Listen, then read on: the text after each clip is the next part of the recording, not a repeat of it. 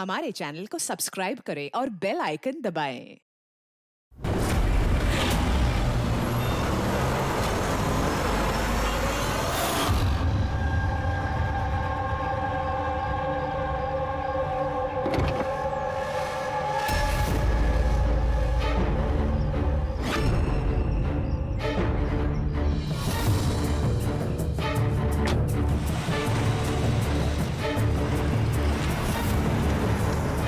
अरे एक गाड़ी चेक करो अच्छे से। गाड़ी रिवर्स ले। अबे पीछे भी गाड़ी है। जल्दी आगे से निकल।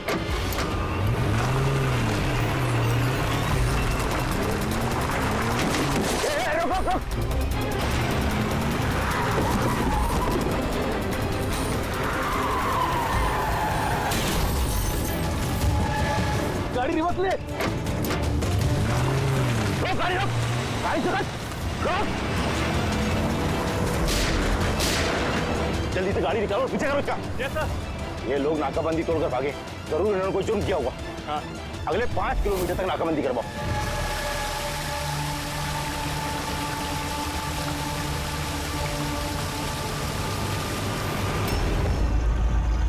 सर, हमारी सभी टीमें सर अच्छी तरह चेक कर चुकी हैं। ना वो कार मिली और ना वो आदमी।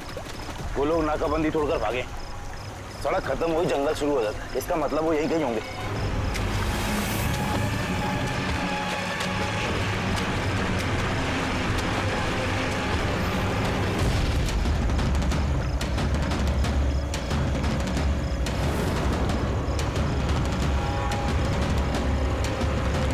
सर, वो देखिए, लगता है उन्हीं मुजरिमों का अड्डा है वो। हेलो, सभी साउथ एरिया की तरफ आई।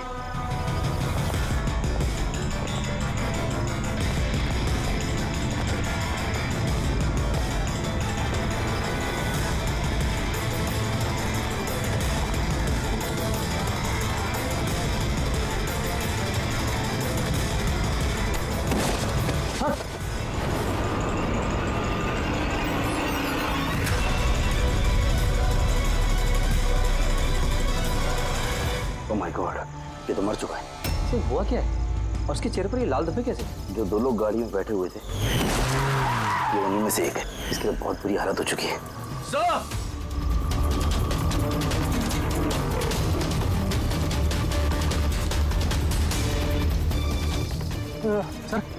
सर ये तो वही आदमी है, उस लड़के का पार्टनर। सर ये हुआ क्या है सर? वैसे ही निशान है सर। तुम इसे जल्दी से हॉस्पिटल पहुंचाओ, तब तक मैं सीआईडी को फोन करता हूँ। सर, ओके सर, चलिए। Hello CID.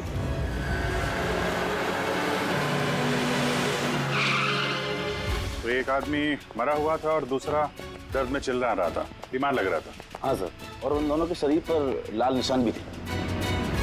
सर, ये हॉस्पिटल से भी बात हुई सर, वो दूसरे आदमी के बारे में। तो हॉस्पिटल वालों ने क्या बताया? तो उसकी हालत खराब है सर, उन्हें समझ में नहीं आ रहा उसे हुआ क्या। इसका मतलब उन्होंने अभी तक इलाज शुरू नहीं किया? टेस्ट कर रहे हैं सर, लेकिन पता नहीं क्या हुआ उसे, तो अभी देख रहे हैं। कमाल है यार, क्या हुआ क्या होगा उन लोगों को? सर यहाँ इस तरफ।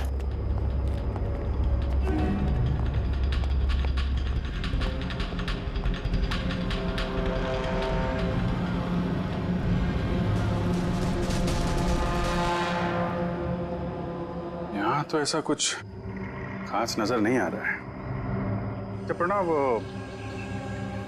ये जो लाल निशान थे बॉडी में, उसके अलावा कोई फेटल इंजरी का निशान था क्या बॉडी में, जैसे चाकू के निशान हो या गोली मारने के? सर मैंने बॉडी को अच्छे से चेक किया था, उस पर कोई घाव का निशान तो नहीं था, लेकिन हाँ सर पर एक चोट जरूर थी, जो कि हो सकता है शायद एक्सीडेंट के दौरान लगी हो। बाकी तो एलर्जी टाइप निशान थे। अच्छा, आप बता रहे थे कि वो लोग नाकाबंदी, पुलिस नाकाबंदी से गाड़ी तोड़ के निकले थे, तो जाहिर सी बात है गाड़ी में ऐसी कोई चीज होगी जो वो नहीं चाहते थे कि पुलिस के हाथ लगे। हाँ सर, लेकिन वो कार मिली नहीं, पता नहीं कहाँ छुपाई है उन लोगों ने। नाकाबंदी तोड़े तो काफी टाइम हो गया है, कल ये वारदात हुई थी, मतलब उसके बाद ऐसा कुछ भयानक हुआ है जिसकी वजह से एक की मौत हो गई और दूसरा घायल हो गया। वो घायल आदमी कहाँ मिला था आपको? सर यही पीछे की तरफ। सर देखो, लोगों के पास ना तो मोबाइल फोन मिला और ना ही कोई आईडी। शायद गाड़ी को कहीं आसपास छुपा दिया होगा और फिर यहाँ पे चल के आगे बोलो।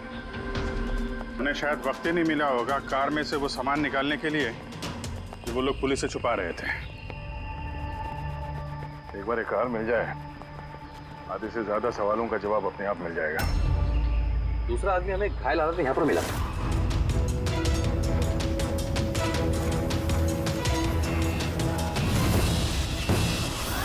सर,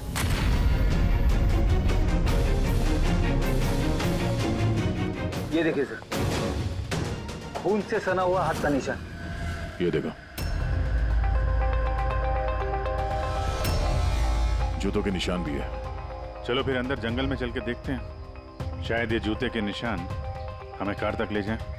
ठीक है प्रणव, तुम और तुम्हारे बाकी के ऑफिसर्स जंगल की दूसरी तरफ तलाशी जारी रखना। हम लोग यहाँ पर देख के आते हैं। जाओ। बड़ी अजीब हालत है इस लाश की।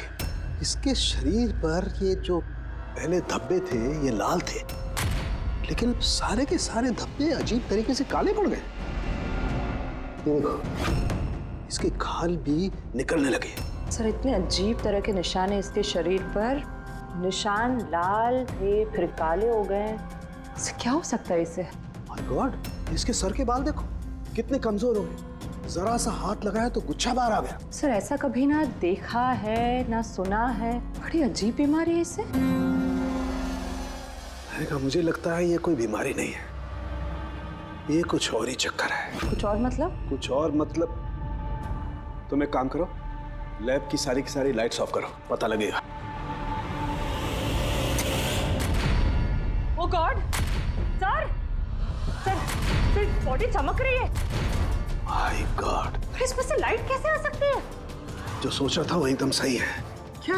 मुझे समझ में आ गया लाइट क्यों चमक रही है। एसीपी को फोन करो, तुरंत हॉस्पिटल में पहुंचे। हॉस्पिटल में जो आदमी एडमिट है उसे भी चेक करना पड़ेगा। बाकी चीजें मैं तुम्हें रास्ते में समझाता हूँ। चल, अरे तुम चल।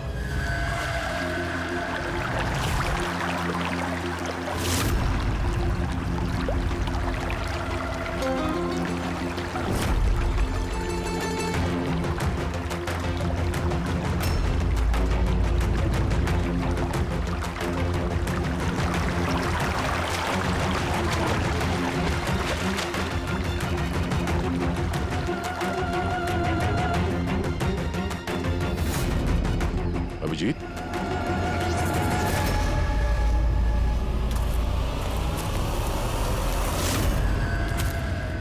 कौन है इधर?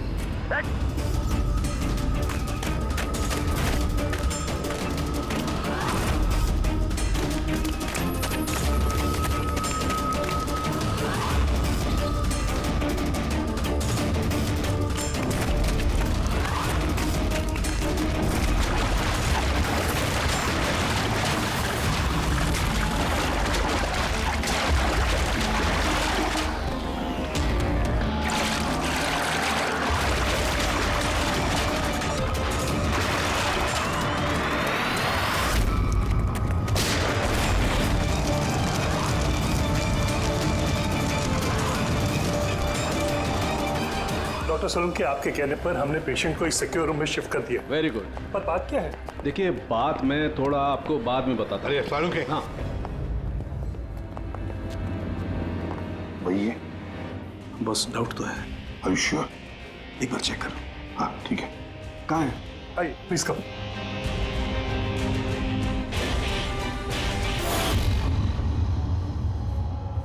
बस मैं जरा अंदर जाके चेक कर। यार मगर नहीं, मेरे पास प्रोटेक्टिव सूट है। ठीक है।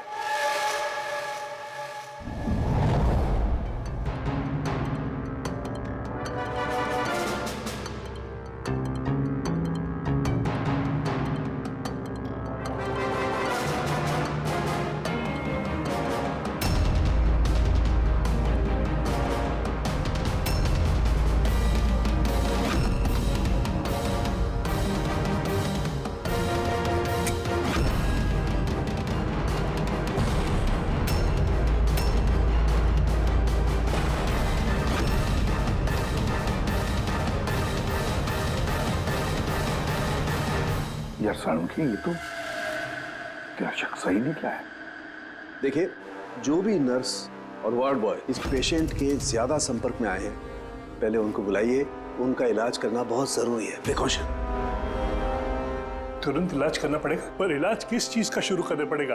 आप कुछ बताइए तो सही। डॉक्टर साहब, ये मरीज एक बहुत ही खतरनाक रेडियो एक्टिव मटेरियल के संपर्क में आया है और ये जो सिम्टम्स आप देख रहे हैं ना, ये सारे के सारे सिम्टम्स रेडिएशन पॉइजनिंग के सिम्टम्स हैं। Radiation poisoning? हाँ, और इसका जो पार्टनर था वो ऑलरेडी मर चुका है। अगर इसका इलाज जल्दी नहीं किया गया तो इसका बचना भी नामुमकिन है। हे भगवान, मैं तो इस पेशेंट की कब से देखभाल कर रही थी।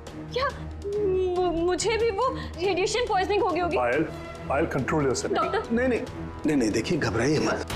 देखो पायल, तुम डायरेक्ट इस रेडियो एक्टिव मटेरियल के संपर्क में नहीं आई हो, इसलिए तुम्हें इन्फेक्शन होना बहुत ही कम संभावना है इसकी। फिर भी सेफ्टी के लिए आप लोग रेडिएशन एक्सपोजर की दवाई ले लीजिए ताकि इससे होने वाले साइड इफेक्ट्स का असर आप पे ना हो।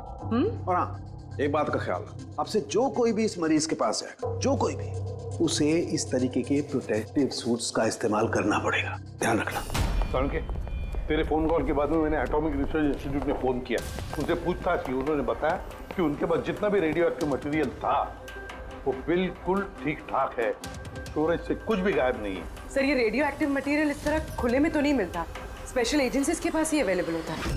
बॉस, ये रेडियो एक्टिव मटेरियल इन्हें कहाँ से मिला, कैसे मिला, ये तो बाद में पता लगाएंगे। फिलहाल मैं आपको इतना बता सकता हूँ कि ये बहुत ही ज्यादा मात्रा वाले रेडियो एक्टिव मटेरियल से इन्फेक्टेड है, जिसमें न्यूक्लियर एलिमेंट भी शामिल हो सकते हैं। सर की जो कुछ भी हो, इस आदमी को हमें बचाना ही होगा, क्योंकि यही हमें बता सकता है कि वो जो न्यूक्लियर रेडियो एक्टिव मटेरियल है उसे कहाँ से मिला है। और तो और पता नहीं कितने सारे लोग इसके संपर्क में आए होंगे, उन सब की जान भी तो खतरे में है, उनको भी तो बचाना होगा हमें। सर, कहीं ये रेडियो एक्टिव मटेरियल उस कार में तो नहीं है जिसमें ये लोग थे? कहीं पर भी हो सकता है। सर, उनके काम कर, तो इस पेशेंट के साथ रहे। हाँ ठीक है बॉस, मैं इंतजार करता हूँ। जब भी उसे होश आएगा मैं उसे पूछने की कोशिश करूंगा कि उसे मटेरियल कहाँ से मिला, कैसे मिला। हाँ, और तारिका, तुम एक काम करो, तुम वापस से उस लाश को अच्छी तरह से चेक करो, पता लगाने की कोशिश करो आखिर ये कौन से एलिमेंट हैं, अच्छी तरह से डिटेक्ट करो। Hello ACP Pradyuman. एसीपी साहब, जिन सवालों के रेगिस्तान में आप लापता हैं उसका जवाब है मेरे पास। मिलना चाहेंगे? कौन हो तुम और कहां पर मिलोगी?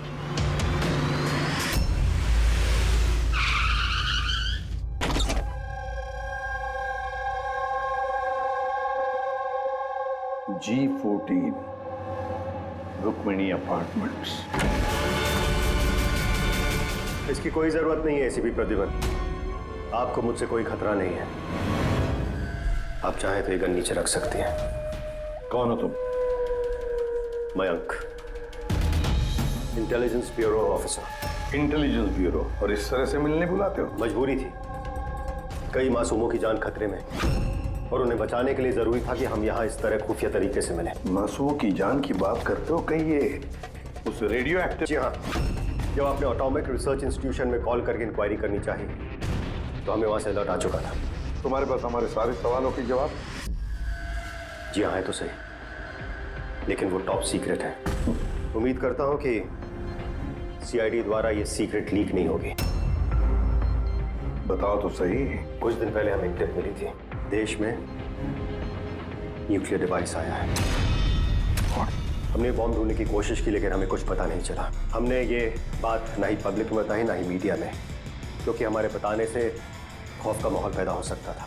लेकिन हमें जैसे ही पता चला कि इस तरह का केस आपके पास आया तो हम फौरन चले आए। लेकिन मयंक, ऐसा कोई न्यूक्लियर एटम बॉम्ब, ऐसा कोई डिवाइस कोई गाड़ी में कैसे ले आ सकता है? दरअसल ये न्यूक्लियर डिवाइस मॉडिफाई की गई है। इस तरह से मॉडिफाई की गई है कि ये एक सूटकेस में भी फिट हो जाए। उसका वेट तकरीबन 5 किलो है, या हो सकता है उससे भी कम। इतना छोटा बॉम्ब? छोटा है मैम, लेकिन बहुत भयानक है। आप खुद ही देख लीजिए।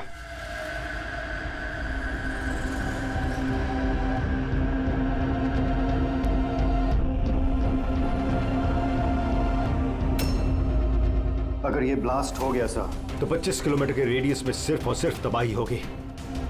5 किलोमीटर के रेडियस में जो भी इंसान रहते हैं वो तुरंत मर जाएंगे, और 20 किलोमीटर के रेडियस में अगर कोई इंसान बच भी गया तो ये तो अपाहिज हो जाएगा या मेंटली रिटार्डेड हो जाएगा। भगवान ना करे ये बॉम्ब ब्लास्ट मुंबई में हो जाए तो मुंबई की क्या हालत होगी आप सोच भी नहीं सकते।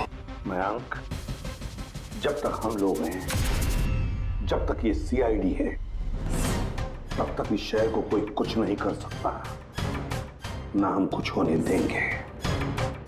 इस न्यूक्लियर बम को हम ढूंढ निकालेंगे।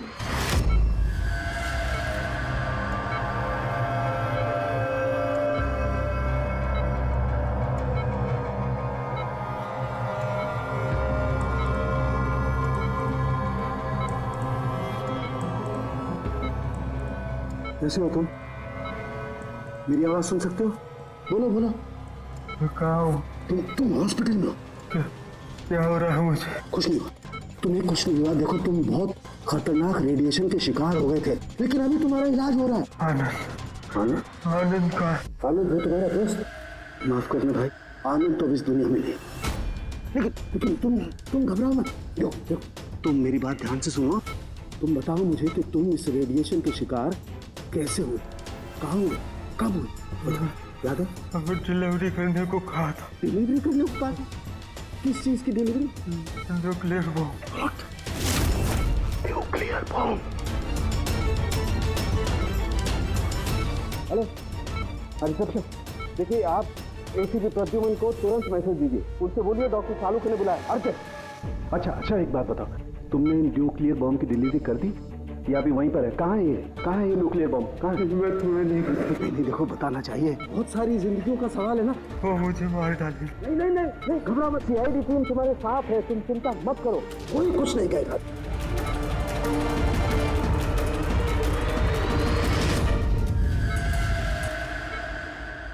Oh God.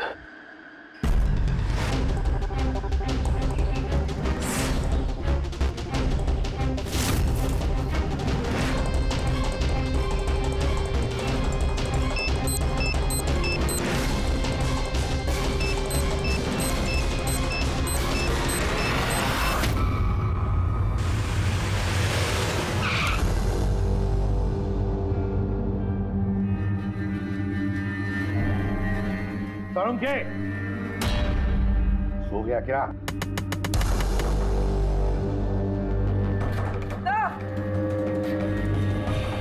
मुझे कुछ गड़बड़ लगती है, मैं अंदर जाके देखता हूं।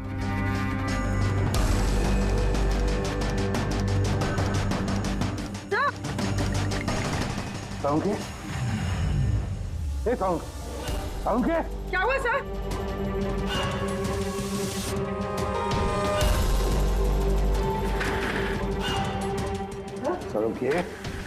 सालुंखे, कुछ बोल तो सही। हाँ बोल। सर ये होश में, लेकिन कुछ बोल नहीं पा रहे हैं। जल्दी से डॉक्टर को बुला। तारीख कहाँ दे? हाँ। देख सालुंखे, बताना यार। सालुंखे। सर आपको मेरी आवाज आ रही है? सर ये तो स्ट्रोक के सिम्टम्स है। Doctor Somesh, doctor Salunkhe has suffered a stroke. Sister, emergency room का बंदोबस्त करो राइट नाउ। चलो देखिए, चलो जल्दी। अभिजीत, गाड़ी में रेडिएशन तो है मगर काफी कम है, मगर बॉम्ब का नामो निशान नहीं है। मतलब बॉम्ब निकाल लिया गया गाड़ी से। सर, वो आदमी जो गाड़ी के पास खड़ा था, उसे तो उसके गैंग के लोगों ने मार दिया, फिर ये बॉम्ब कहाँ गया? गैंग के किसी दूसरे अपराधी ने निकाला होगा। इस गाड़ी का फ्यूल टैंक भी खुला हुआ था। लगता है जब हम लोग यहाँ पर पहुंचे तब वो डायनामाइट स्टिक को जलाकर ये गाड़ी को उड़ाने वाला था ताकि कोई सुरागी ना बचे। और बड़ी प्लानिंग की है उन लोगों ने, एक एक सबूत मिटाते जा रहे हैं। एक बात समझ में नहीं आ रही है सर, वो रेडियो एक्टिव चीज कार में लीक कैसे होगी? शायद उस एक्सीडेंट की वजह से। नाकाबंदी से भागने के बाद इस कार का एक्सीडेंट हुआ था ना, और उसी के बाद वो रेडियो एक्टिव रेडिएशन के सिम्टम्स उन पे होने लगे। पता नहीं वो बॉम्ब इस वक्त होगा कहाँ पे, और न जाने कितने लोग इस रेडिएशन की चपेट में आएंगे। तो जहाँ पर उन्हें वो बॉम्ब पहुँचाना था वहाँ पे बॉम्ब पहुँच गया है, तो हजारों लाखों लोगों की जान खतरे में है। डॉक्टर सालुंखे की तबीयत कैसी है? सर इन्वेस्टिगेशन तो चालू है इस वक्त। कब तक चलेगी इन्वेस्टिगेशन? सर हमने कुछ टेस्ट किए, सर को एग्जामिन किया, लेकिन अचानक ऐसा स्ट्रोक आएगा कुछ समझ में नहीं आ रहा है। सर सिक्योर रूम में जो मरीज था उसकी मौत हो गई। सर मरीज मर चुका है, डॉक्टर साहब की हालत नाजुक है। वो न्यूक्लियर बॉम्ब का है उसका हमें पता नहीं, अब क्या करें? इस शहर में हजारों लाखों सूटकेसेस होंगे, अगर जल्दी उस बॉम्ब वाले सूटकेस को नहीं ढूंढा तो इतनी तबाही होगी कि इतिहास में वो दिन काले अक्षरों में लिखा जाएगा।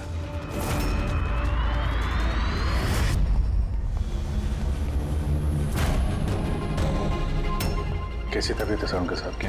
कोई खास सुधार नहीं है। तारिका तो बैठी है उसके साथ। समझ में नहीं आता किसने मुझे इतना अर्जेंटली बुलाया या क्या बताने वाला था। बस मैं यहाँ पहुंचा हूँ, ये हाल हो गया। अब तो मरीज भी मारा गया और डॉक्टर साहब को ये स्ट्रोक आ गया। क्या ये संयोग है सर? उनके साहब को स्ट्रोक आया ठीक उसके पहले जब वो हमें कुछ बताने वाले थे। सहयोग ही होगा अभी। डॉक्टर साहब को स्ट्रोक आया, किसी ने हमला तो नहीं किया उन पे? हाँ सर, और उस मरीज की हालत तो वैसे भी नाजुक थी। डॉक्टर्स जवाब दे चुके थे। नहीं, तो कोई संयोग नहीं हो सकता। गड़बड़ है, कुछ ना कुछ तो गड़बड़ जरूर है। किसी भी साहब, मैं समझता हूँ कि इस वक्त आप डॉक्टर सलूंके की हालत को लेकर बहुत परेशान हैं, लेकिन हमें जल्द से जल्द कुछ करना होगा। अगर ये बॉम्ब ब्लास्ट हो गया तो लाखों लोगों की जान खतरे में होगी। हमारे वहाँ कार तक पहुँचने से पहले आतंकवादी बॉम्ब लेके चला गया सर। अरे कोई और रास्ता ढूंढना होगा। उस बॉम्ब को जिस चीज में भी रखा होगा ना, वहां तक पहुंचने के लिए एक रास्ता है सर। क्या सर? वो बॉम्ब जिसमें रखा है, वो बॉक्स कंटेनर, वो डैमेज है सर, तभी तो वो रेडिएशन लीक हुई है। तो सबसे पहले वो आतंकवादी उस बॉक्स को रिपेयर करवाएंगे ताकि रेडिएशन की वजह से उनके दूसरे साथी उससे प्रभावित ना हो। और हाँ, उन्हें जरूरत पड़ेगी लेड की। लेड से ही वो कवर करेंगे उस चीज को, रेडिएशन की लीकेज रोकने के लिए। लेकिन ये काम किसी अहरे गहरे का नहीं, किसी एक्सपर्ट का काम है। ये किसी जानकार आदमी का जो रेडियो एक्टिव मटेरियल के साथ काम कर सकता है, जो जानता है इसके बारे में ये सब। सर, खबरियों को काम पे लगा देते हैं, पता करते हैं कि ऐसा कौन कौन है ब्लैक मार्केट में जो इस तरह का खुफिया काम करता है। साहब, मेरे को मालूम पड़ा कि बेकी की लाश मिली इसी गैरेज में। नाम काफी खराब था साहब उसका इस सब मामले में, और इस कंटेनर को इसी ने बनाया होगा शायद। पॉइंट ब्लैंक गोली मारी है, कोल्ड ब्लडेड मर्डर। वो आतंकवादी आए थे यहाँ पे लेड कंटेनर बनवाने, और जैसे उनका काम हो गया मार के निकल गया। दिन दहाड़े एक आदमी का खून हो जाता है, ऐसे कैसे हो सकता है कि किसी ने देखा ना हो, कुछ सुना ना हो? खून होते हुए तो किसी ने नहीं देखा, लेकिन एक गवाह है जिसने सबसे पहले लाश को देखा। तो बुलाइए उसको। जतिन, ये सीआईडी ऑफिसर हैं। जब तुमने ये लाश देखी तो क्या दुकान के आसपास किसी और आदमी को भी देखा था क्या? हाँ साहब, दुकान से बाहर आते हुए एक आदमी को देखा था। उस वक्त मैं सड़क के उस पार था। उस आदमी के जाने के 5 मिनट बाद जब मैं वापस आया तो देखा कि विक्की की लाश यहाँ पड़ी हुई थी। उस आदमी के हाथ में कोई सूटकेस वगैरह था क्या? हाँ साहब, था ना। आपको कैसे मालूम? जरूर उसी ने खून किया है। उसका हुलिया याद है तुम्हें? हाँ साहब। स्केच बनवा सकते हो? जी सर। गुड। पवन, पवन, इसे क्या हुआ? पवन उठो।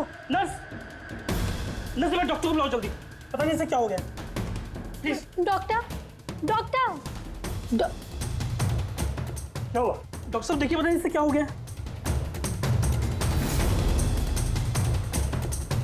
ओह गॉड, इसे भी स्ट्रोक हुआ है।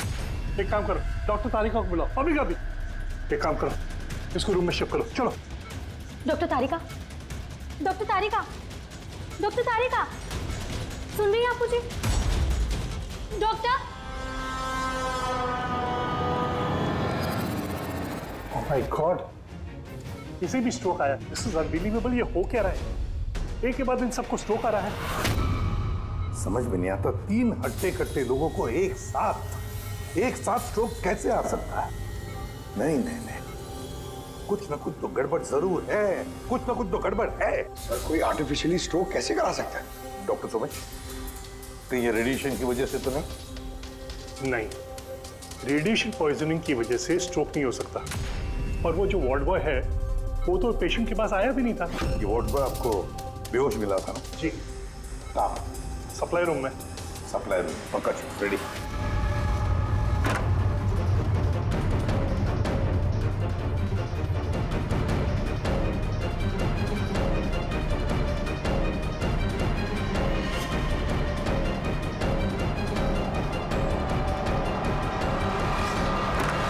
सर, सप्लाई रूम में कुछ नहीं मिला। जो कुछ भी है वो यहीं पे है, जिसकी वजह से ये सब हुआ है। ठीक है, इस कमरे को अच्छी तरह से चेक करो, एक एक कोना छान मारो।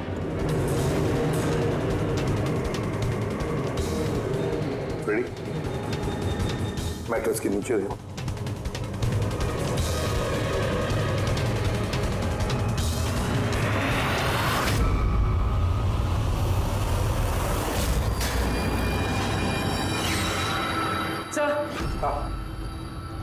ये डिवाइस मिले, अजीब सा है।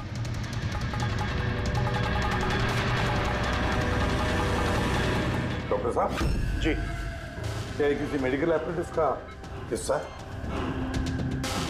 ये तो मैंने कभी देखा ही नहीं। ये हॉस्पिटल का इक्विपमेंट है ही नहीं। तो फिर क्या हो सकता है? क्या मैं इसे देख सकता हूँ? बिल्कुल। ऐसा लग रहा है ये डिवाइस मैंने पहले कभी देखी है। राइट, स्पेशल फोर्सेस में यूज किया जाता है इस डिवाइस को। If I am not wrong, इसे न्यूरल डिस्ट्रप्टर कहते हैं। न्यूरल डिसरप्टर मतलब? देखिए, हमारा शरीर तभी काम करता है जब दिमाग कोई सिग्नल देता है उस शरीर को काम करने के लिए, जैसे उठना, बैठना, खाना पीना या फिर बातें करना। और ये सिग्नल आता है न्यूरॉन्स के जरिए, और ये डिवाइस दिमाग और शरीर के सिग्नल को कैंसिल कर देता है, डिस्टर्ब कर देता है। और अगर ऐसा होता है तो फिर शरीर दिमाग का इशारा समझ ही नहीं पाता है, जैसे लकवा मार जाता है शरीर को। ऐसा लगता है जैसे स्ट्रोक हो गया, लेकिन दरअसल वो स्ट्रोक होता नहीं, सिर्फ टेम्परेरी इफेक्ट होता है। मयंक, अगर ये डिवाइस हम यहाँ से दूर ले जाए तो क्या इसका असर कम हो सकता है? जी बिल्कुल, है ना? रेडी? काम करो, इस डिवाइस को दूर लेकर जाओ और डिस्ट्रॉय करो, नष्ट करो इसे। Yes sir. इसका मतलब है ये तीनों ठीक हो जाएंगे? जी डॉक्टर साहब, बिल्कुल। लेकिन अगर हम लोग यहाँ पर और ज्यादा देर रुकते हैं तो इसका असर हम पर भी हो जाता। अच्छा, तो इसीलिए इस चीज का असर तारिक और साळुंखे पर हुआ। इसका मतलब है इसका असर वार्ड बॉय पे इसीलिए हुआ था क्योंकि वो 1 घंटा उस कमरे में था जो इस कमरे के बाजू में है। एग्जैक्टली डॉक्टर साहब। अब क्योंकि ये डिवाइस हमने डिस्ट्रॉय कर दी है तो अब तीनों जल्दी होश में आ जाएंगे। मगर ये डिवाइस यहाँ रखा किसने होगा? उसी आतंकवादी गैंग में से किसी ने। वो गैंग जानती है कि डॉक्टर साळुंखे के पास कोई जरूरी इंफॉर्मेशन है, तो बस उसी लिए ये डिवाइस यहाँ लाकर लगा दिया ताकि साळुंखे की हालत हो जाए। मतलब सर, कोई अंदर वाला ही, क्योंकि बाहर वाला तो अंदर आ ही नहीं सकता। जरूर कोई हॉस्पिटल का स्टाफ है जो उन लोगों से मिला है। नहीं, एसीपी साहब, ऐसा हो ही नहीं सकता। ऐसा ही हुआ है डॉक्टर होमेक, ऐसा ही हुआ है। अब एक बात अच्छी तरह से सुन लो, जब तक वो मुजरिम पकड़ा नहीं जाता इस हॉस्पिटल से कोई भी, मतलब आप भी, हॉस्पिटल से बाहर नहीं जाएगा।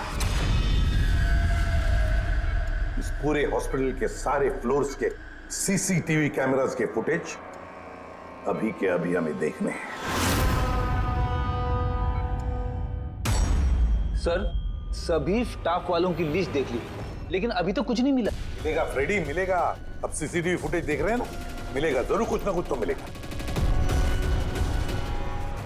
पूरी पॉज करो। पता नहीं क्यों मुझे ऐसे लग रहा है मैंने देखा है इसे, जाना पहचाना सा चेहरा है। कौन कौन? यस, ये देखो, यही आदमी है वो। ये दया अभिजीत ने जो स्केच बनवाया ना, यही है वो। देखो, विकी का खून करने के बाद जो बॉम्ब वाला ब्रीफकेस लेकर गया था। सर, ये नर्स कौन है और ये क्या बात कर रहे हैं आपस में?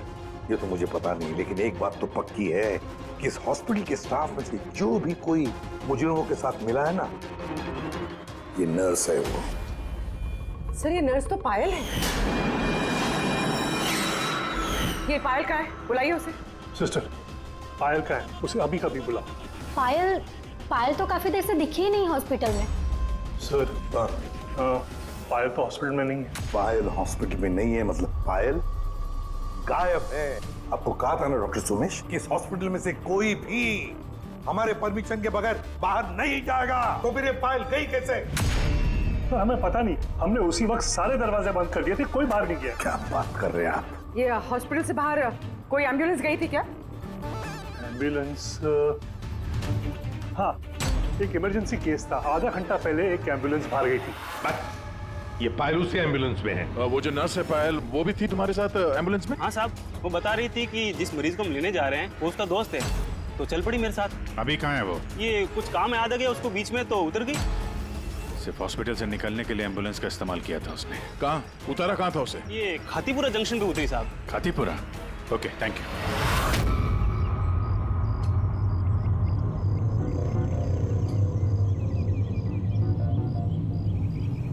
अरे सुनना भाई साहब, इस लड़की को देखा है क्या?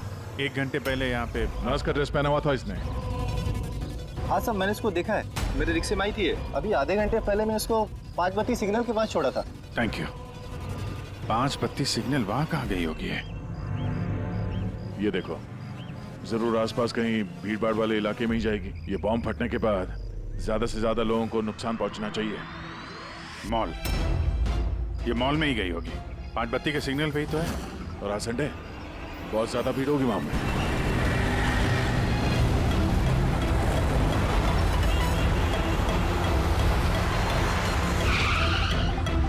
पायल यहाँ कहीं बाहर तो दिखाई नहीं दे रही है। कहीं मॉल के अंदर तो नहीं चली गई? मेन गेट से तो वो मॉल के अंदर जा नहीं सकती। सिक्योरिटी चेक में पकड़ी जाएगी वो। बॉम्ब का रेडियस 25 किलोमीटर का है। जरूरी नहीं मॉल के अंदर बॉम्ब रखे, तो हो सकता है उसने ये बॉम्ब मॉल के आसपास कहीं छुपा के रखा। चेक करते हैं।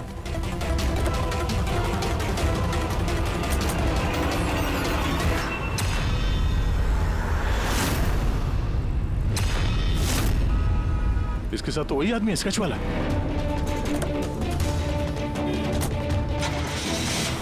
बाहर निकल। ये यहाँ तक पहुँच गए, जल्दी चलो।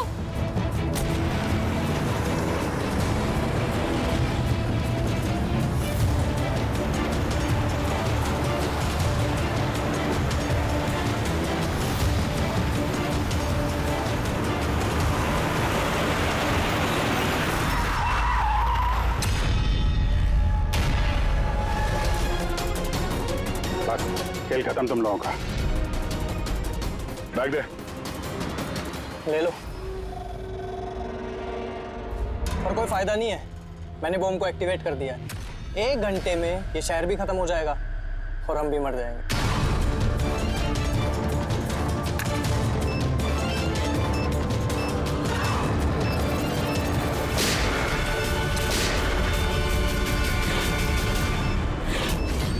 अभिजीत, बॉम्ब तो एक्टिवेट कर दिया हम लोगों ने, तो 1 घंटा बचा हमारे पास।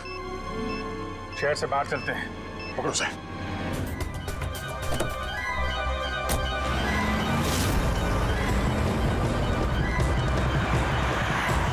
आबादी से तो काफी दूर आ गए। इस बॉम्ब का क्या करें? किसी तरह डिफ्यूज हो जाए तो इम्पॉसिबल है अभिजीत। मतलब हो सकता है, मगर वक्त लगेगा और हमारे पास वक्त नहीं है। मगर अभिजीत, मैं सोच रहा था कि इस काम के लिए हमारे दोनों का जाना जरूरी थोड़ी है। कोई एक आदमी जाएगा तो बहुत है। हाँ, बात तो तुम यार सही कह रहे हो। बॉम्ब ज्यादा भारी नहीं है, हल्का है। मैं लेके जाता हूँ, रोक दो गाड़ी। अरे अभिजीत, मैं ये कह रहा था कि तुम चले जाओ, मैं ले जाता हूँ ऐसे। अच्छा, मैं तुम्हें अकेला छोड़ दूँ? ये नहीं होने वाला था। देखो, मेरे आगे पीछे कोई नहीं है, मेरे पीछे कोई रोने वाला है नहीं, किसी को कुछ फर्क नहीं पड़ता। हाँ, मेरे पीछे तो पूरी फौज खड़ी हुई है। अरे मेरे आगे पीछे कौन है? आगे किसने देखा और पीछे का मुझे याद नहीं। क्या बात कर रहे हैं यार? अगर तुम्हें कुछ हो गया ना तो तारिका को क्या जवाब दूंगा मैं? ये दया, ये गलत बात है यार। काम के समय मजाक अच्छा नहीं है। मैं मजाक नहीं कर रहा हूँ। फोन करो। नहीं, अच्छा ठीक है, चलो मैं मानता हूँ यार। सॉरी है तो नहीं, लेकिन मैं बॉम्ब छोड़ूंगा नहीं, पकड़ के ही चलूंगा इसे। हम दोनों चलेंगे साथ में। बस तुम कभी मेरी बात नहीं मानो।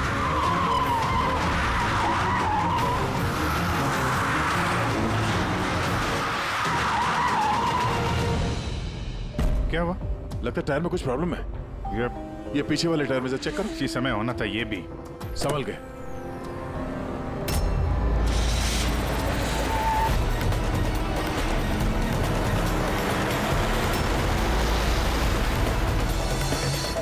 ये चीटिंग है, ये चीटिंग है दया।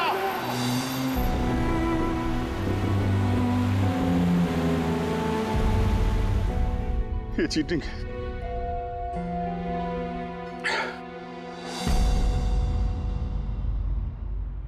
सर, डॉक्टर तारिका और ये वार्ड बॉय ये तो होश में आ गए, मगर सालुके सर होश में क्यों नहीं आ रहे सर? क्योंकि डॉक्टर सोलंकी उस डिवाइस के संपर्क में कुछ ज्यादा देर थे, इसलिए उन्हें होश में आने में भी कुछ ज्यादा समय लगेगा। नहीं नहीं, जल्दी से जल्दी होश में लाना ही पड़ेगा, क्योंकि सालुंकी के पास कोई इंपॉर्टेंट इंफॉर्मेशन है और इसीलिए तो ये सब हुआ है। आतंकवादियों ने ये किया है। बस सर किसी भी तरह अभिजीत सर और दया सर उस बॉम्ब को डिफ्यूज कर दें, नहीं तो। अभिजीत, दया कहाँ है? दया कहाँ है? सर मैं और दया वो बॉम्ब लेके शहर से बाहर जा रहे थे। लगता है टायर में कुछ प्रॉब्लम है। ये पीछे वाले टायर में से चेक कर। दया ने मुझे संभल के गाड़ी से बाहर निकाल दिया और खुद निकल पड़ा है सुसाइड मिशन पे। और तुमने उसे जाने दिया? उसने धोखे से उतार दिया मुझे। अभिजीत सर ऐसा मत कहिए, इसका मतलब दया सर वापस नहीं आएंगे। फ्रेडी, कुछ नहीं होगा दया को, कुछ नहीं होगा उसे। वो एक सीआईडी ऑफिसर है, समझे? उसे बचाने के लिए हम रास्ता ढूंढ निकालेंगे, हम ढूंढेंगे रास्ता। रास्ता तो एक ही है सर, वक्त रहते किसी तरीके से उस बॉम्ब को डिफ्यूज कर दिया जाए तो। लेकिन बॉम्ब को डिफ्यूज वही आतंकवादी करेंगे जिन्होंने उस पर पासवर्ड डाला है, और सारे के सारे मारे जा चुके हैं।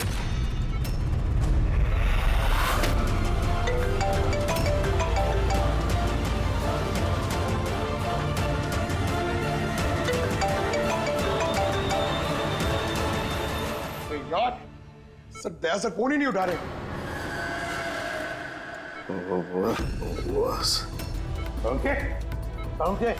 तू ठीक तो है?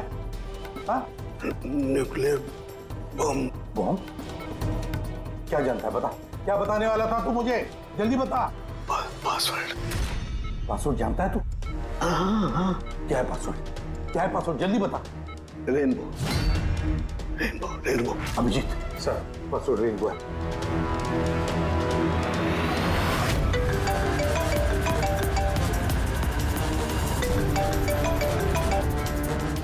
बेल बज रही है लेकिन फोन नहीं उठा रहा। यहाँ से दया मैसेज भेज के देखो।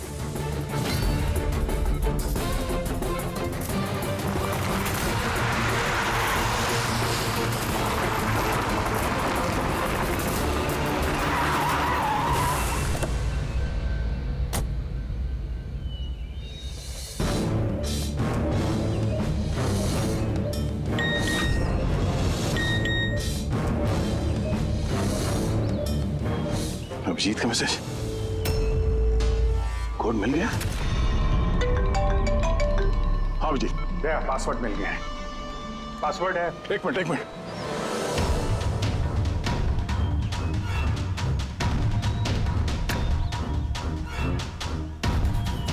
अभिजीत बोलो, क्या कोड है? रेनबो। रेनबो? कीपैड में अल्फाबेट्स नहीं है, सिर्फ नंबर्स है। अल्फाबेट नहीं है यार, ऐसा कैसे हो सकता है? उसमें देखो ना, कहीं होगा अल्फाबेट के लिए जगह।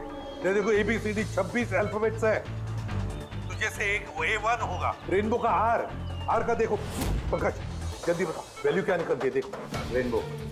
मैं एक नंबर बोलने वाला हूँ, वो नंबर टाइप करना, ओके? अरे टाइम नहीं है सर। ये बनता है सर। दया, ये न्यूमेरिकल नंबर दे रहा हूँ, उसको टाइप करना। कौन सा नंबर? 18। एक मिनट।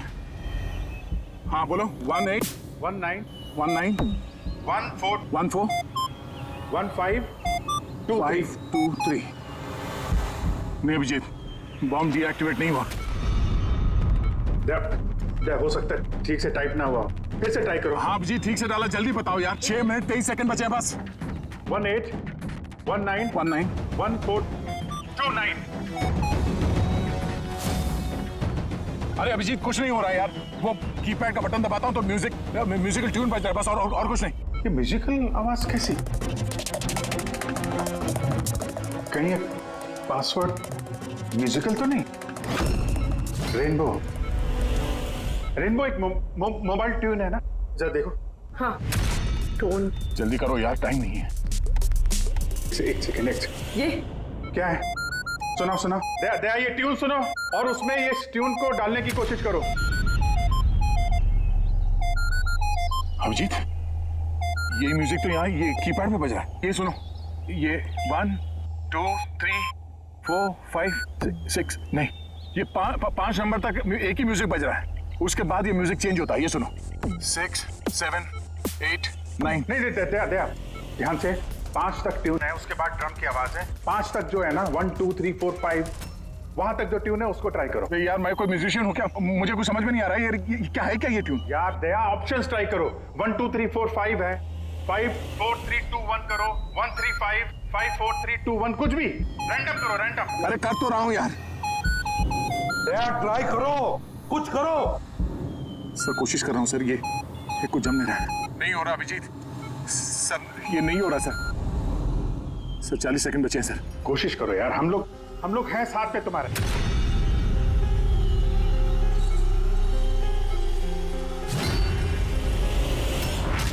शायद वक्त आ गया यार। कुछ नहीं होगा तुम्हें दया। ऐसा मत बोलो प्लीज, तुम्हें करना ही पड़ेगा। ट्राई करो दया, ट्राई करो। अरे कर तो रहा हूं यार मैं, और क्या करूं?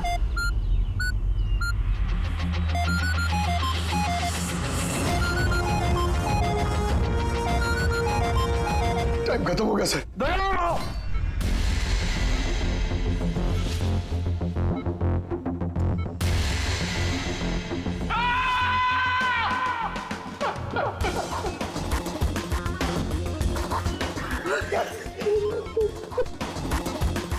कर लिया ना दोस्तों ने।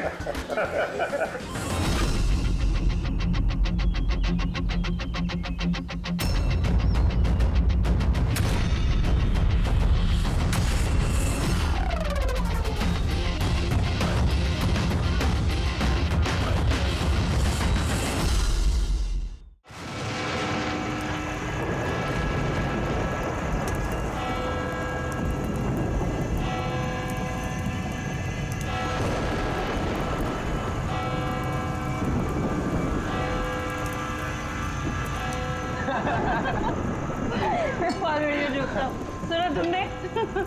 अंगेज मामा, it look like a monkey. ये हर बार छेड़ती है मुझे। अरे प्लीज फिर से तुम्हारी कैट फाइट। मामा ये भी मुझे बोलता रहता है।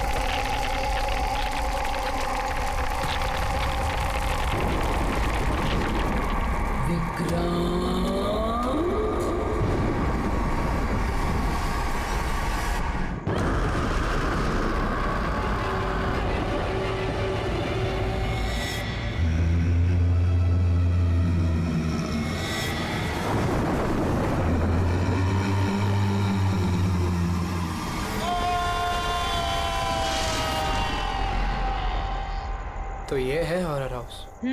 Adventure game. अरे क्या डर रहा है यार तू? मर्डर हम है ना साथ में। कुछ हो गया तो फिर मुझे क्या होगा? कुछ नहीं होगा यार, कुछ नहीं होगा। अरे सर आ गए। हॉरर हाउस चैलेंज तो ले रहे हैं आप सब लोग, लेकिन एक बात मैं आपको बता दूं, ये इतना आसान नहीं है। कमजोर दिल वालों के लिए तो बिल्कुल भी नहीं। ये वही हवेली है ना जहाँ 2 साल पहले एक फैमिली का मर्डर हुआ था? जी हाँ, पूरे हिंदुस्तान में इससे डरावनी जगह कोई भी नहीं है। बहुत लोगों ने कोशिश की और आज तक कोई भी ज्यादा देर तक यहाँ रुक नहीं पाया।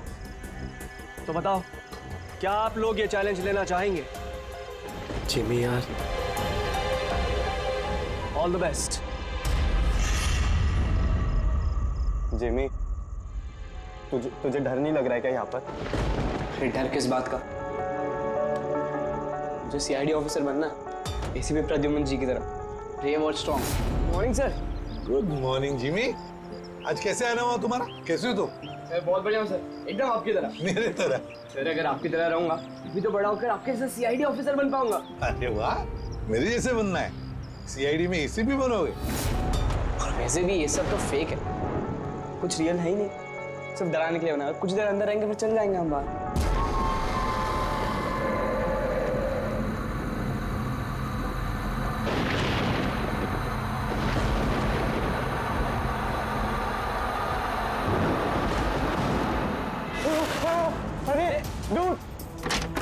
रोहित रोहित खोलना। जिमी ठीक है जिमी। तो अब यहाँ से हम लोगों को अलग अलग जाना है। Jimmy see you later Sushant. अरे Jimmy please open the door. Jimmy कुछ नहीं होगा। रोहित चलना यार। Guys please come back guys.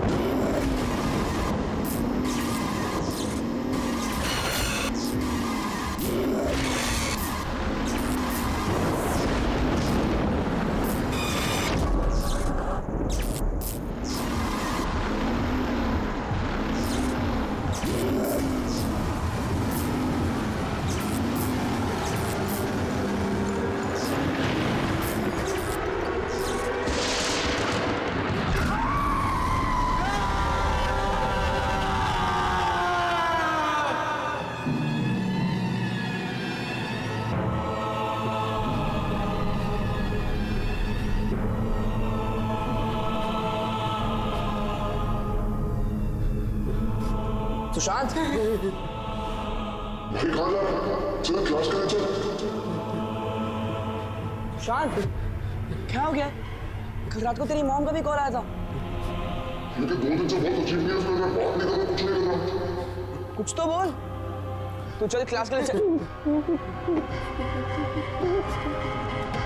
कुछ तो प्रॉब्लम है।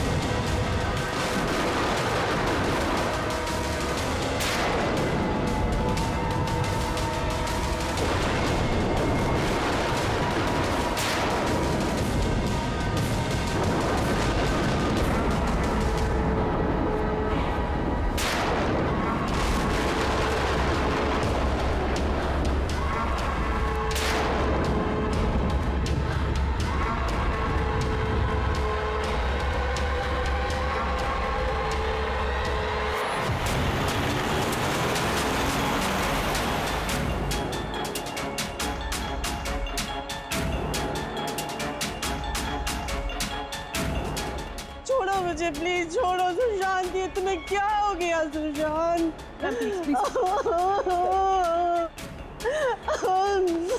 जिमी मेरा बच्चा। अब मुझे ठीक से बता क्या हुआ? ये सब कैसे हुआ? सर वो कॉलेज आया और स्टेज चढ़ के ऊपर जा रहा था। मैंने उसे रोका कि चल क्लास का टाइम हो गया, चल साथ में। पर सर उसने मेरी बात सुनी ही नहीं सर। और वो टेरेस जाके मुझे उसे रोक लेना चाहिए था सर। अगर मैं उसे रोक लेता तो ऐसा नहीं होता सर। जिमी देखो बेटा, अपने आप को ब्लेम मत करो। क्या तुम्हें थोड़ी पता था कि ये ऊपर जाकर ऐसे करेगा? Don't blame yourself. नहीं सर, कुछ तो प्रॉब्लम थी सर। पिछले 2 दिन से सुशांत ऐसा ही है सर। ना किसी से बात करता है, बहुत अजीब बिहेव कर रहा था सर। मुझे उससे बात करनी चाहिए थी। अगर मैंने बात की होती तो सर शायद कुछ। अच्छा ये पिछले 2 दिन से क्या हुआ? क्या था? क्या प्रॉब्लम क्या थी? हैं? हम लोग सर उसको हॉरर हाउस लेकर गए थे। उसका मन नहीं था जाने का, फिर भी उसको फोर्स करके लेके गए थे सर। सुशांत, भाई क्या हुआ? सुशांत! तो तुम्हारा मतलब है कि हॉरर हाउस जाने के बाद से ही सुशांत? हाँ सर, कुछ तो हॉरर हाउस में ही हुआ था सर। हम सब भी डरे हुए थे, लेकिन सुशांत कुछ ज्यादा ही डरा हुआ था सर। हम उसको सुबह उसके घर पर छोड़ने भी गए। हमें लगा था कि सोने के बाद ठीक हो जाएगा, लेकिन नहीं सर, परसों रात को ही उसके साथ कुछ हो चुका था सर। भाई मेरी बात सुन, तू सो जा, वो सिर्फ एक गेम था। हमने वहाँ जो कुछ भी देखा वो उसमें से कुछ भी रियल नहीं था, सब फेक था। मेरी बात मान।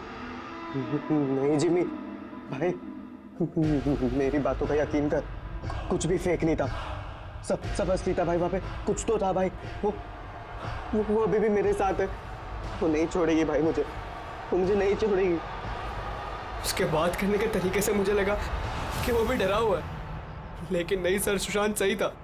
उसे किसी ने मार दिया सर, और मैं बचा नहीं पाया उसे। किसी ने मार दिया सर सुशांत को सर।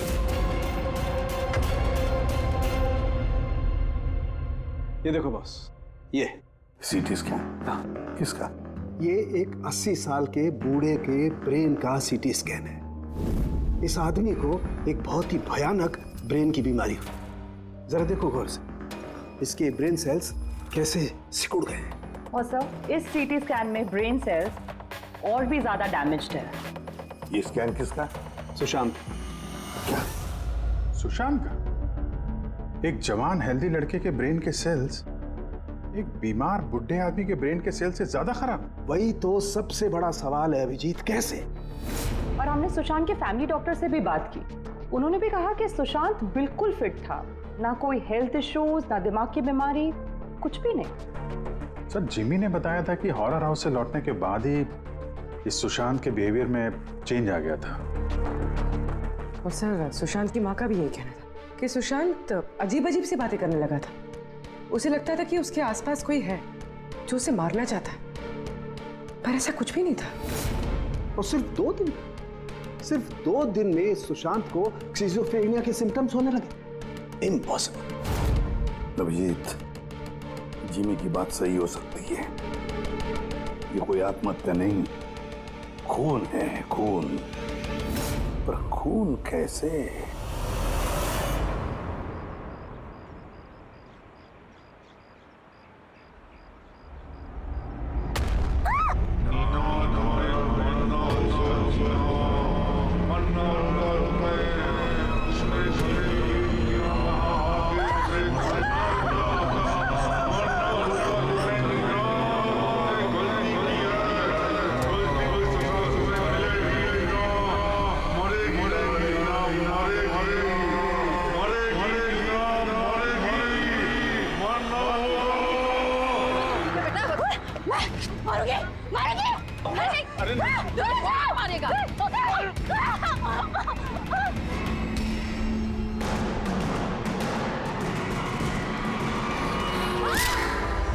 लड़की बहुत डरी हुई सी थी, अजीब अजीब सी बातें कर रही थी।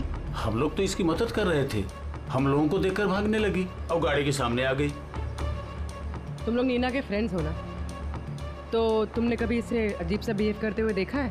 बिल्कुल ठीक थी वो, पर आज जब वो कॉलेज आई बिल्कुल बदली हुई सी बिहेव कर रही थी। पूछने पर कुछ बताया भी नहीं उसने, फिर अचानक से क्लासेस छोड़ के चली गई। मतलब कल तक सब कुछ ठीक था, तो कल और आज के बीच ऐसा क्या हुआ कि वो इस तरह से बिहेव करने लगी? कल रात को हम हॉरर हाउस में गए थे और नीना बहुत ज्यादा डर गई थी। हमें लगा कि रात भर आराम से सोएगी तो सुबह तक ठीक हो जाएगी। एग्जैक्टली हुआ क्या था वहाँ पे? सर, वो नीना वहाँ पे अचानक से बेहोश हो गई थी। Nina Nina Nina Nina Nina, are you okay? उसके बाद से एकदम अजीब बिहेव करने लग गई। नीना उसे लगता था जैसे उसे कोई मार देगा। क्या हुआ? कोई है वहाँ पे, देखो कोई है। नीना, कोई नहीं है वहाँ पे। जाओ, गो, कोई नहीं है वहाँ। मैं जहाँ जाती हूँ वहाँ चले आते हैं। मुझे छोड़ेगा नहीं, मुझे मार डालेगा। हॉरर हाउस, ये वही हॉरर हाउस है जहां पर सुशांत भी अपने दोस्तों के साथ गया था।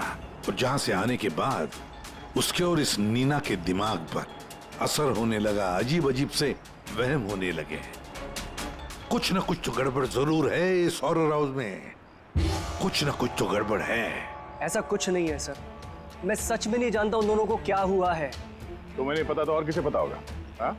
इस हॉरर हाउस के बारे में सोशल मीडिया में तुम्हारी कंपनी ने मैसेज शेयर किया है ना? और इसमें साफ साफ लिखा है कि इस हॉरर हाउस में मर्डर्स हुए हैं और जो कोई भी एक रात इस हवेली में रहेगा उसे 50,000 रुपए इनाम में मिलेंगे। हाँ? और इसमें यह भी लिखा है कि ये हॉरर हाउस बनने से पहले 2-3 लोग यहाँ पे रात में रुके थे जो गायब हो गए। इनका अब तक कोई छता पता नहीं चला है। सर मार्केटिंग के लिए सब करना पड़ता है। हॉरर हाउस के प्रमोशन के लिए हमने कुछ एक्टर्स से काम करवाया था ताकि लोग यहाँ पर आए। आप चाहे तो हम उनका नाम और पता आपको दे सकते हैं, आप उनसे पूछ सकते हैं सर। अच्छा, अगर ये सब तुमने मार्केटिंग के लिए किया है तो इसके पीछे असली कहानी क्या है, ये बताओ। सर यहाँ पर एक बहुत रईस आदमी रहता था अपने परिवार के साथ, विक्रांत, और एक दिन उसने अपने पूरे परिवार को मार दिया।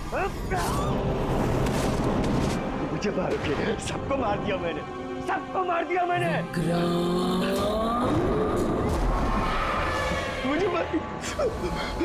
मुझे मारेगी। हाँ सर, विक्रांत के बारे में मैंने न्यूज में देखा था।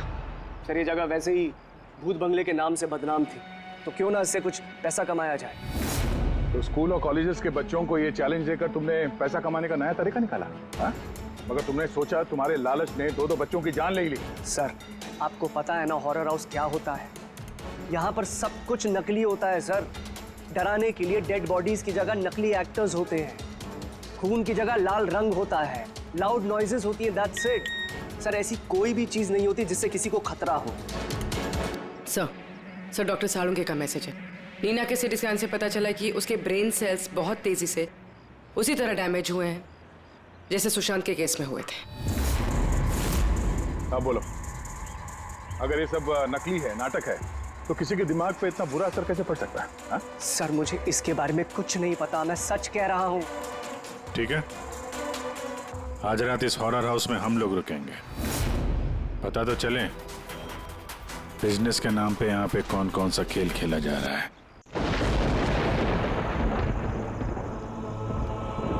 अभिजीत, इस हवेली का मालिक महेश और उसका स्टाफ कुछ गड़बड़ लग रहा है। लगता है वही लोग हैं जो ये सब कर रहे हैं। हम लोग अलग अलग रूम में जाएंगे, अकेले। इतना तो पता है ना सबको कि इन लोगों ने ऐसा कुछ इंतजाम करके रखा है कि जिससे सबको डर लगे। हैं?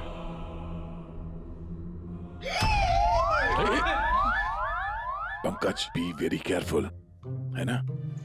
इस हवेली में 2 लोगों की मौत हो चुकी है, कुछ भी हो सकता है कभी भी, इसलिए चौकन्ने रहना, ठीक है? हाँ सर। हर चीज को ध्यान से देखना है, ठीक है? Be alert.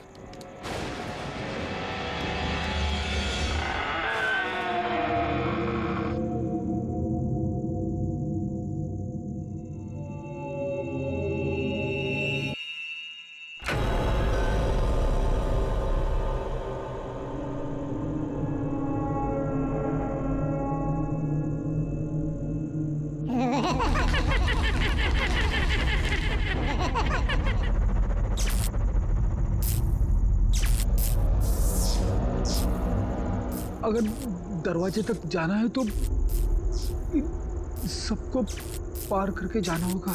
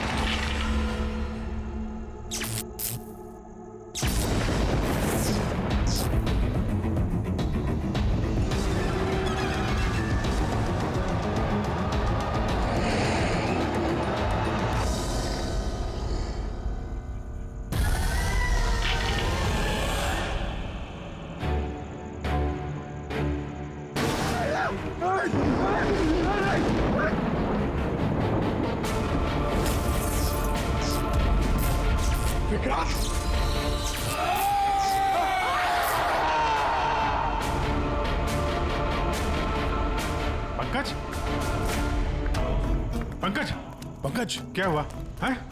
पंकज, क्या? पंकज, संभाल के। तुम ठीक हो? ठीक तो हो? क्या हुआ? रेडी, इसे हॉस्पिटल ले जाओ जल्दी। पंकज, पंकज, चलो संभाल के। पंकज, क्या हुआ?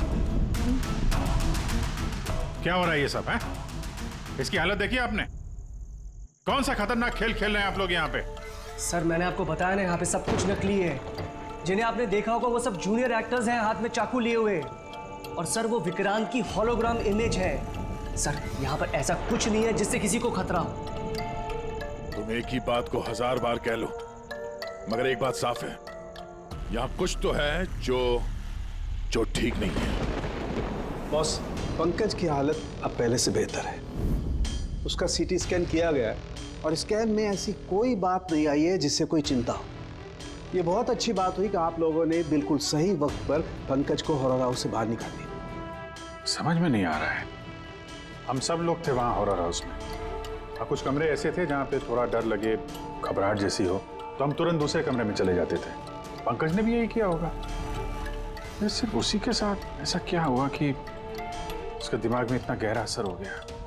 सर ये सुशांत और नीना अपने अपने दोस्तों के साथ वहाँ हॉरर हाउस में गए थे, लेकिन असर सिर्फ इन दोनों पे ही हुआ। इनके दोस्तों पे कोई असर नहीं हुआ था, सब नॉर्मल थे।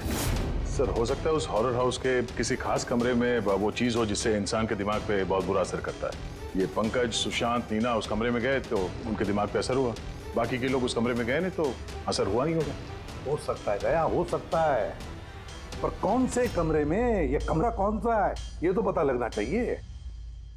सर मुझे वहां पे विक्रांत की डायरी मिली। जिस दिन उसने अपनी फैमिली का फोन करके आत्महत्या की, उसके कुछ दिन पहले इसने लिखा है, या मैंने फिर से उन्हें देखा, उनकी आवाजें सुनाई देती हैं। वो लोग हर जगह पे मेरा पीछा करते हैं, मैं रात को सो नहीं पाता, किसी पे भरोसा नहीं है मुझे। उस शैतान ने सबको अपनी तरफ कर लिया है। और हैरानी की बात यह है कि इसके पहले जो कुछ लिखा है वो बिल्कुल नॉर्मल है, उसमें कोई खतरे और डर की बात नहीं है। जो कुछ भी हुआ है अचानक हुआ, ऐसा सुशांत और नीना की तरह। बात समझ में नहीं आ रही है अभिजीत, ये विक्रांत, इस विक्रांत ने अपने पूरे खानदान का कत्ल कर दिया और फिर डर के मारे उसने अपनी जान ली, आत्महत्या कर ली। नहीं अभिजीत, कुछ ना कुछ तो गड़बड़ जरूर है, कुछ ना कुछ तो गड़बड़ है। कहीं ऐसा तो नहीं कि सुशांत और नीना की तरह किसी ने विक्रांत को ही मार डाला? आत्महत्या नहीं, खून है विक्रांत का। पर क्या हुआ होगा विक्रांत के साथ, क्या हुआ होगा, पता कैसे चलेगा? सर विक्रांत की फैमिली में सिर्फ एक लड़की जिंदा है, उसकी बड़ी बेटी राधिका। राधिका? सर अगर मैं आज जिंदा हूं तो सिर्फ इसीलिए क्योंकि उस दिन मैं शहर से बाहर थी, एक ट्रिप पर गई थी और जब वापस आई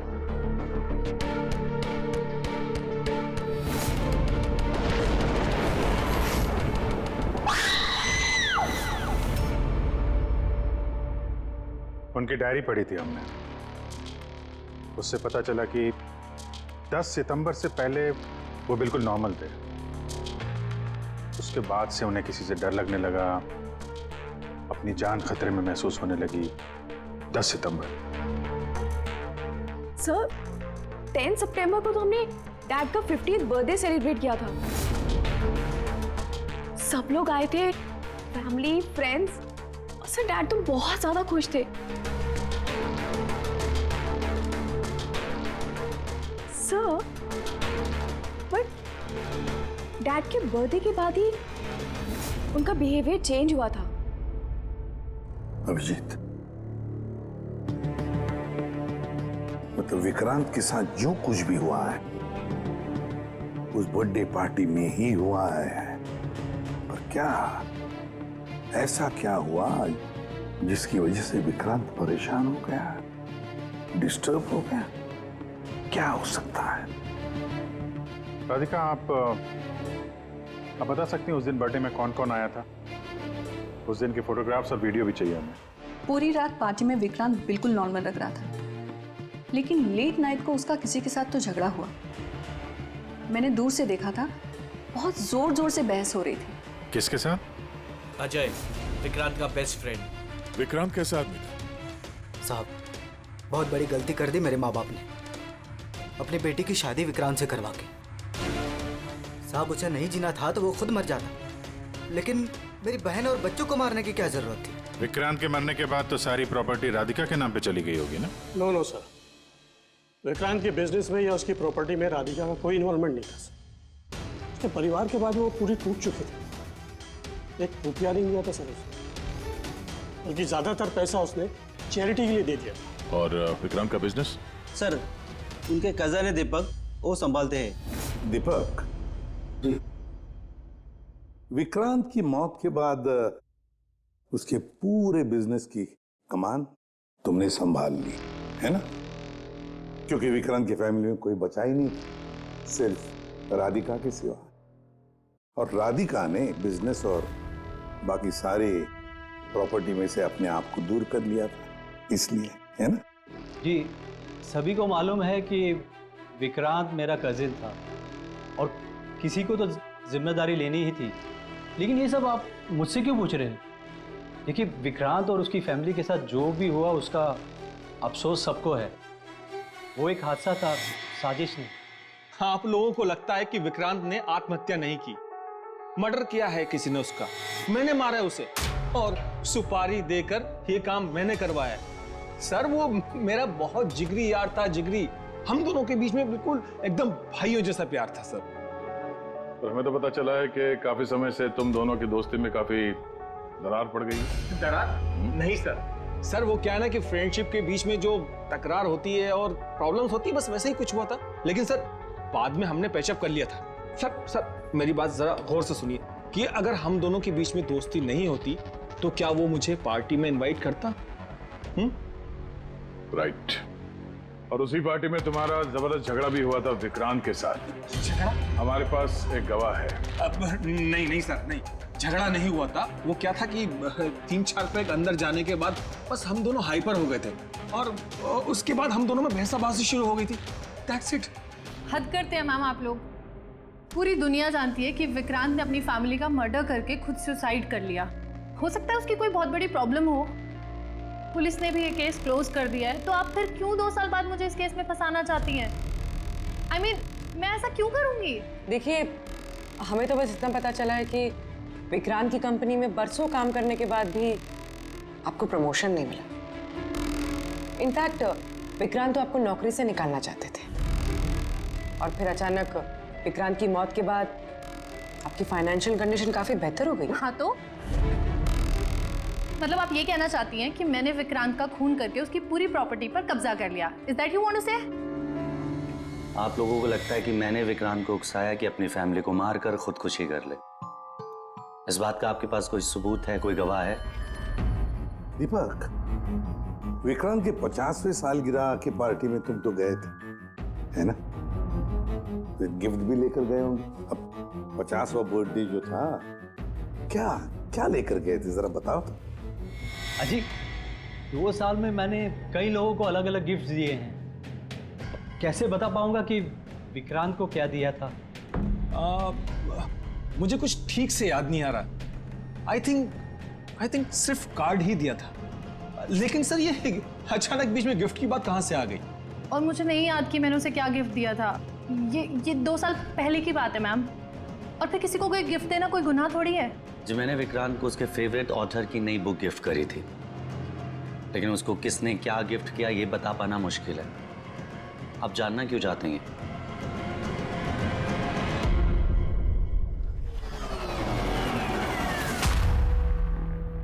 इन सबसे पूछताछ कर लिया सर। ये चारों लोग, अजय, दीपक, दिव्या, नंदन, चारों गड़बड़ लग रहा है। सर, इन लोगों से सच उगलवाना बड़ा मुश्किल है। हाँ सर, 2 साल हो गए इस बात को। कोई सबूत, गवाह मिलना थोड़ा मुश्किल है। इसी बात का फायदा उठाया है इन लोग। मगर इतना तो तय है कि इनमें से कोई एक झूठ बोल रहा है और वही है विक्रांत का कातिल। अभिजीत, फिर भी एक सवाल उठता है कि अगर किसी ने भी एक चीज गिफ्ट दी है जिसकी वजह से इंसान का दिमाग खराब होता है, तो फिर विक्रांत का ही दिमाग खराब क्यों हुआ उस चीज की वजह से? वहां पर और भी तो लोग थे उस घर में, उनको कैसे कुछ नहीं हुआ? हाँ सर, विक्रांत के परिवार में 5 लोग थे, नौकर चाकर अलग, उन्हें भी तो असर होना चाहिए था, पर उन पर कुछ नहीं हुआ। जैसे अब 2 साल बाद जितने भी लोग वहां पर गए थे, किसी पे कोई असर नहीं हुआ सिवाय पंकज, सुशांत और नीना। पंकज बताओ, कौन से कमरे में गए थे और कैसे कैसे गए?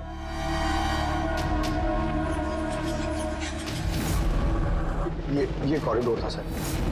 मैं सीढ़ियों से नीचे आया सर, ये कॉरिडोर क्रॉस करके यहाँ हॉल में गया सर। हॉल में सर फिर वो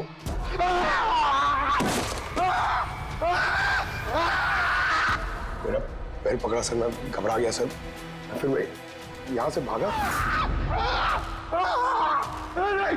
फिर इस कॉरिडोर में आया सर, और यहाँ पर कहीं पे शायद मुझे वो विक्रांत दिखा। और सर मैं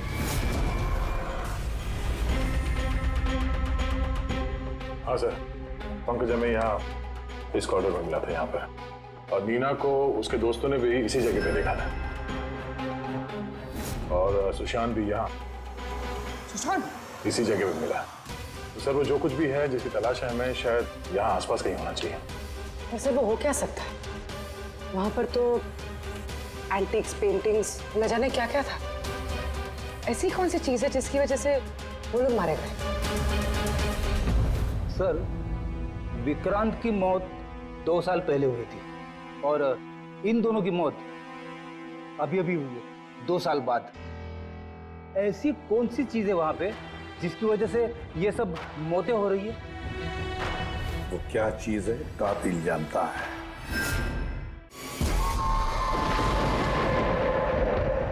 सीआईडी की टीम ने ये कहा है कि उस रात पार्टी में जो कुछ हुआ वो हमसे एक बार फिर जानना चाहती है।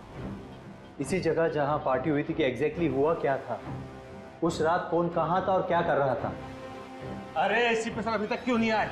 मैं इससे ज्यादा इंतजार नहीं कर सकता। एक काम करते हैं, एसीपी सर को कॉल कर लेती हूँ। प्लीज। अरे तुम लोगों को जो कुछ करना है करो, मैं तो चला। मैं यहाँ एक पल भी नहीं रुकूंगा, एक पल भी नहीं रुकना मुझे। अरे सुनो यार,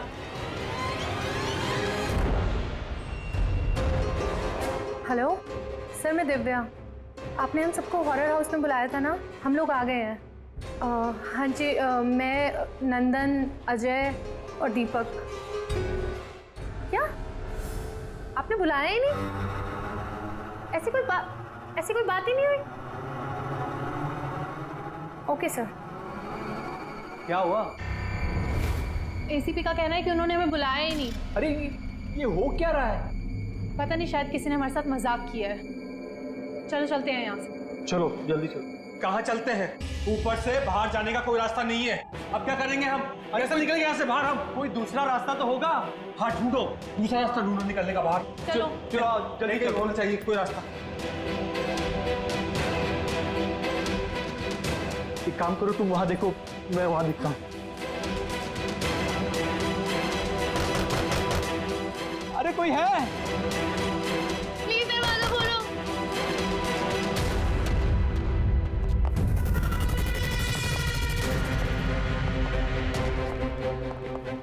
ये क्या तमाशा है सर? आप क्यों परेशान कर रहे हैं हमें? परेशान नहीं कर रहे थे, सिर्फ परीक्षा ले रहे थे, और परीक्षा का रिजल्ट भी आ गया। पता चल गया है खूनी कौन है। आप सबको इस हॉरर हाउस के उस हिस्से में बंद किया गया था जहां ऐसी कोई चीज है जिसकी वजह से दिमाग पे बहुत बुरा असर पड़ता है और इंसान को अजीब अजीब से वहम होने लगता है, और उस चीज के बारे में कातिल को पता है, और उसी चीज की वजह से कातिल पहचाना भी गया। जाहिर सी बात है कातिल उस चीज को नोटिस करेगा, उससे दूर जाने की कोशिश करेगा, क्योंकि वो नहीं चाहेगा कि जहर वाला केमिकल का असर उस पे हो जाए। चारों तरफ दरवाजे बंद थे, वो भी यहीं फंसा था, इसलिए उसने उस चीज को छूने की गलती की। और इस कमरे में क्या क्या हुआ, सब कुछ सीसीटीवी कैमरा में कैद हुआ है।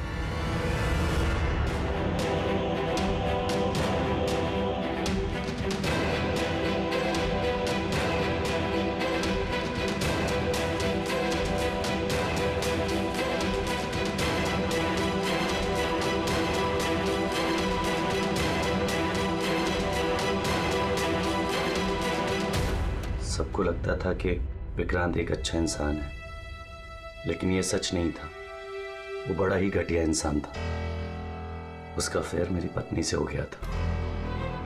मेरी पत्नी को इस गलती का एहसास था। उसने विक्रांत से दूर जाने की बात कही तो विक्रांत उसे धमकाने लगा। कहने लगा तुम्हारे पति को बता दूंगा, उसको नौकरी से निकाल दूंगा। शर्मिंदगी में मेरी पत्नी ने खुदकुशी कर ली। और इसलिए तुम विक्रांत से बदला लेना चाहते थे? मेरा एक दोस्त केमिस्ट में था। मुझे उससे उस टॉक्सिन जहर के बारे में मालूमात पड़ी। मुझे पता लगा ये एक ऐसा केमिकल है जिससे इंसान दिमागी तौर पर बीमार हो जाता है। मैंने विक्रांत को गिफ्ट देने के लिए एक एंटीक लालटेन खरीदी और उसकी बत्ती को उस केमिकल में डिप करके उसे गिफ्ट दे दिया। जब जब विक्रांत उस लालटेन को जलाता तो उस बत्ती से उठने वाला धुआं कमरे में फैल जाता। विक्रांत पर उस जहरीले धुएं का असर वैसे ही होने लगा जैसा मैं चाहता था। धीरे धीरे वो पागल होने लगा और एक दिन उसने पागलपंती में किसी को ये बात की खबर तक नहीं हुई कि इस केमिकल की वजह से उसने इतना बड़ा कदम उठा लिया। और एक दिन केस बंद हो गया। बाद में विक्रांत के इस घर को महेश के फादर ने खरीद लिया। महेश ने इसे हॉरर हाउस बनाया और बिजनेस स्टार्ट कर दिया।